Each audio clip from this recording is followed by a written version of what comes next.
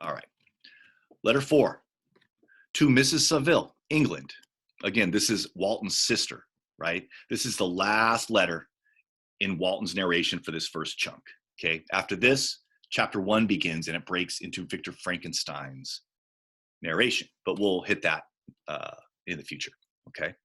So they're near the North Pole. It's August 5th, 17 something. All right. Here's what Walton writes to his sister. So strange an accident has happened to us that I cannot forbear recording it, although it's very probable that you will see me before these papers can come into your possession. Last Monday, July 31st, we were nearly surrounded by ice, which closed in the ship on all sides, scarcely leaving her the sea room in which she floated. Our situation was somewhat dangerous, especially as we were compassed round by a very thick fog. We accordingly lay to, hoping that some change would take place in the atmosphere and weather. All right, so they're stuck, they're frozen in ice. The sea has frozen, right? Really dangerous. If that ice punctures a hole in the hull of the ship, they're going to sink and die. All right. About 2 o'clock, the mist cleared away, and we beheld, stretched out in every direction, vast and irregular plains of ice, which seemed to have no end. Some of my comrades groaned, and my own mind began to grow watchful with anxious thoughts, when a strange sight suddenly attracted our attention and diverted our solicitude from our own situation. We perceived a low carriage, fixed on a sledge and drawn by dogs, pass on toward the north, at the distance of half a mile. A being which had the shape of a man, but apparently of gigantic stature, sat in the sledge and guided the dogs. We watched the rapid progress of the traveler with our telescopes until he was lost among the distant inequalities of the ice. They are going north to be the first human beings to reach the North Pole, but they look off and they see some giant motherfucker on a sled, dog sled, ahead of them, heading north. A huge being. They can tell it's a man, but they can tell it is giant. This appearance excited our unqualified wonder. We were, as we believed, many hundred miles from any land, but this apparition seemed to denote that it was not in reality so distant as we had supposed. Shut in, however, by ice, it was impossible to follow his track, which we had observed with the greatest attention. About 2 hours after this occurrence, we heard the ground sea, and before night, the ice broke and freed our ship. We, however, lay to until the morning, fearing to encounter in the dark those large, loose masses of ice which float about after the breaking up of the ice. I profited of this time to rest for a few hours, so they don't want to hit an iceberg, right? Like the frickin' Titanic. In the morning, however, as soon as it was light, I went upon deck and found all the sailors busy on one side of the vessel, apparently talking to someone in the sea. It was in fact a sledge like that we had seen before, which had drifted toward us in the night on a large fragment of ice. Only one dog remained alive, but there was a human being within it, whom the sailors were persuading to enter our ship. He was not, as the other travelers seemed to be, a savage inhabitant of some undiscovered island, but a European. When I appeared on deck, the master said, "Here is our captain, and he will not allow you to perish on the open sea." So they find a dude floating on a chunk of ice, again, where no dudes are supposed to be. This is not the same being that they saw earlier, though. It's not that giant thing that they saw before. On perceiving me, the stranger addressed me in English, although with a foreign accent. "Before I come on board your vessel," said he, "will you have the kindness to inform me whither you are bound?" You may conceive my astonishment on hearing such a question addressed to me from a man on the brink of destruction, and to whom I should have supposed that my vessel would have been a resource which he would not have exchanged for the most precious wealth the earth can afford. I replied, however, that we were on a voyage of discovery toward the northern pole. Upon hearing this, he appeared satisfied and consented to come on board. Good God, Margaret, if you'd seen the man who thus capitulated for his safety, your surprise would have been boundless. His limbs were nearly frozen, and his body dreadfully emaciated by fatigue and suffering. I never saw a man in so wretched a condition. We attempted to carry him into the cabin, but as soon as he had quitted the fresh air, he fainted. We accordingly brought him back to the deck and restored him to animation by rubbing him with brandy and forcing him to swallow a small quantity. As soon as he showed signs of life, we wrapped him up in blankets and placed him near the chimney of the kitchen stove. By slow degrees, he recovered and ate a little soup, which restored him wonderfully. 2 days passed in this manner before he was able to speak, and I often feared that his sufferings had deprived him of understanding. He was afraid the guide lost his mind. When he had in some measure recovered, I removed him to my own cabin and attended on him as much as my duty would permit. I never saw a more interesting creature. His eyes have generally an expression of wildness and even madness. But there are moments when, if anyone performs an act of kindness toward him, or does him any the most trifling service, his whole countenance is lighted up, as it were, with a beam of benevolence and sweetness that I never saw equaled. But he is generally melancholy and despairing, and sometimes he gnashes his teeth, as if impatient of the weight of woes that oppresses him. When my guest was a little recovered, I had great trouble to keep off the men who wished to ask him 1,000 questions, but I would not allow him to be tormented by their idle curiosity, in a state of body and mind whose restoration evidently depended upon entire repose. Once, however, the lieutenant asked why he had come so far upon the ice in so strange a vehicle. His countenance instantly assumed an aspect of the deepest gloom, and he replied, "To seek one who fled from me." "And did the man whom you pursued travel in the same fashion?" "Yes." "Well, then I fancy we have seen him, for the day we picked you up, we saw some dogs drawing a sledge with a man in it across the ice." Well, this aroused the stranger's attention, and he asked a multitude of questions concerning the route which the demon, as he called him, had pursued. Soon after, when he was alone with me, he said, "I have doubtless excited your curiosity, as well as that of these good people, but you are too considerate to make inquiries." "Certainly," the stranger said, this is Walton. "Certainly it would indeed be very impertinent and inhuman in me to trouble you with any inquisitiveness of mine." "And yet," the stranger said, "you rescued me from a strange and perilous situation. You have benevolently restored me to life." Soon after this, he inquired if I thought that the breaking up of the ice had destroyed the other sledge. I replied that I could not answer with any degree of certainty, for the ice had not broken until near midnight, and the traveler might have arrived at a place of safety before that time. But of this I could not judge. From this time, the stranger seemed very eager to be upon deck, to watch for the sledge which had before appeared. But I have persuaded him to remain in the cabin, for he is far too weak to sustain the rawness of the atmosphere. But I promised that someone should watch for him and give him instant notice if any new object should appear in sight. Such is the journal of what relates to this strange occurrence up to the present day. The stranger has gradually improved in health, but is very silent, and appears uneasy when anyone except myself enters his cabin. Yet his manners are so conciliating and gentle that the sailors are all interested in him, although they have had very little communication with him.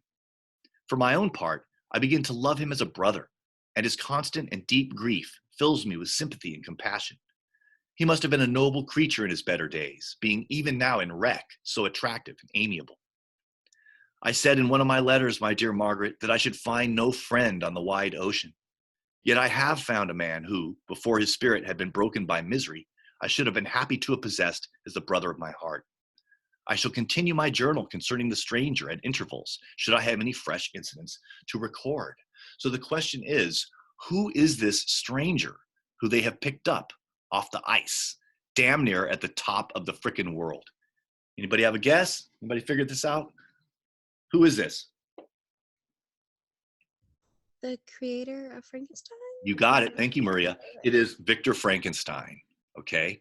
And we've also seen the creation, this giant being. So it seems that Victor Frankenstein is chasing the creation at the top of the world, all right? And he's half dead, all right? August 13th, a few days later. My affection for my guest increases every day. He excites at once my admiration and my pity to an astonishing degree.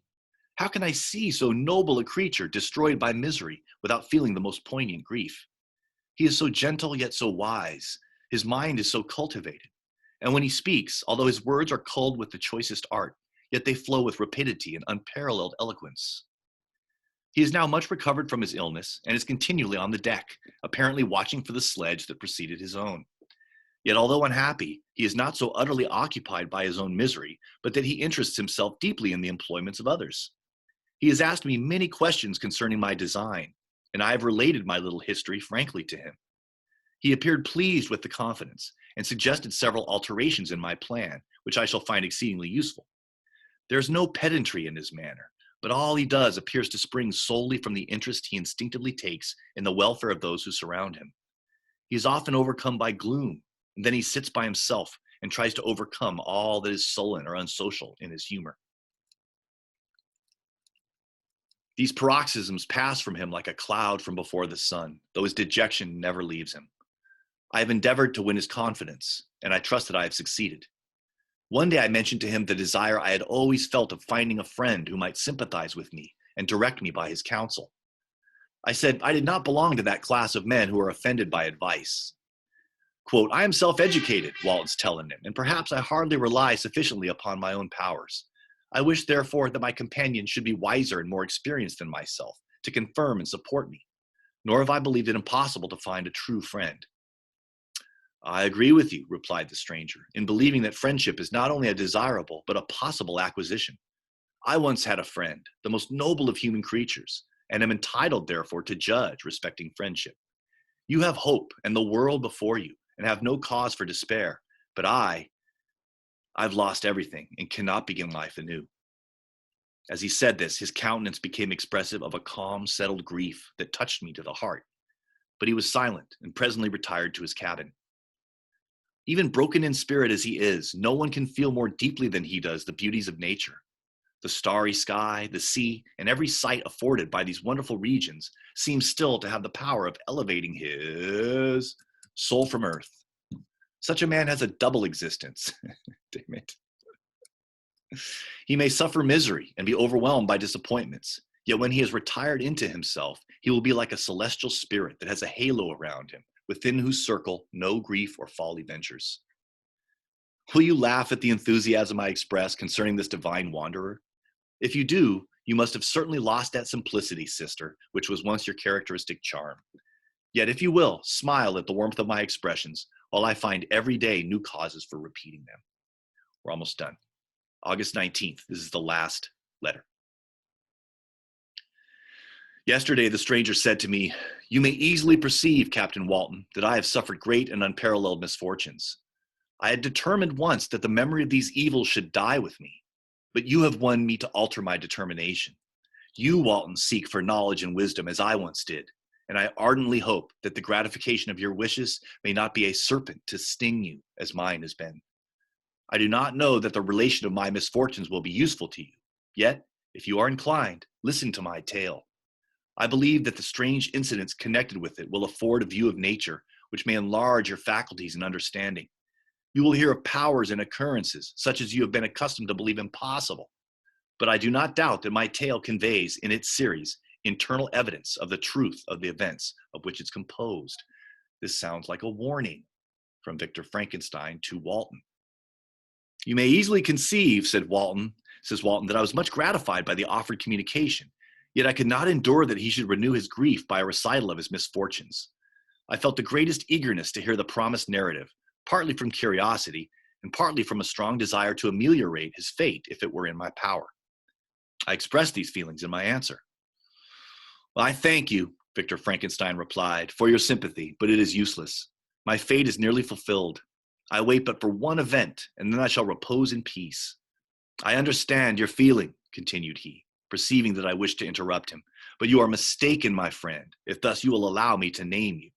Nothing can alter my destiny. Listen to my history, and you will perceive how irrevocably it is determined. He then told me that he would commence his narrative the next day when I should be at leisure. This promise drew from me the warmest thanks. I have resolved every night when I am not engaged to record as nearly as possible in his own words what he has related during the day. If I should be engaged, I will at least make notes. This manuscript will doubtless afford you the greatest pleasure, sister. But to me, who know him and who hear it from his own lips, with what interest and sympathy shall I read it in some future day? And that is the end of the letters section, all right? So you guys can see chapter 1 here. This is on page 16, right? You guys won't have to worry about this between now and Thursday, but I just want you guys to be oriented here. Chapter 1, and this is Victor Frankenstein now speaking, telling Walton his story, okay? But we're stopping here at the letters. And that's it. So while the material's still fresh in your mind, driving me crazy. All right, bam. All right. This is in Google Classroom, and this is the study questions that I want you to hit. All right, so letter 1, we answered these. Letter 2, we answered that. Then we get to letter 4. All right, letter 3, there's no questions for it. What happens to Walton's ship? You can answer these with fairly short answers.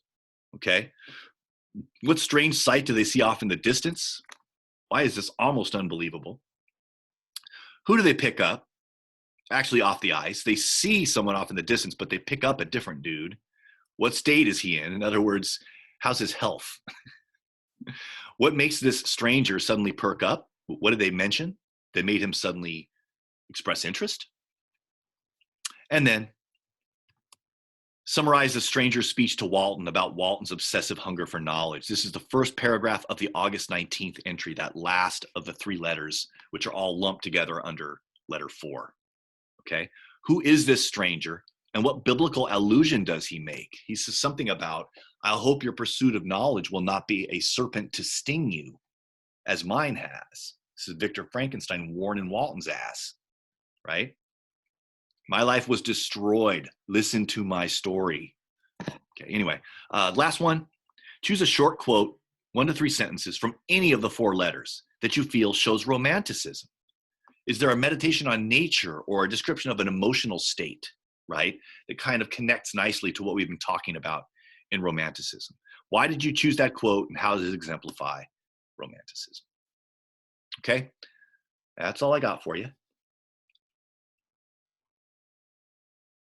Stop the screen share and let me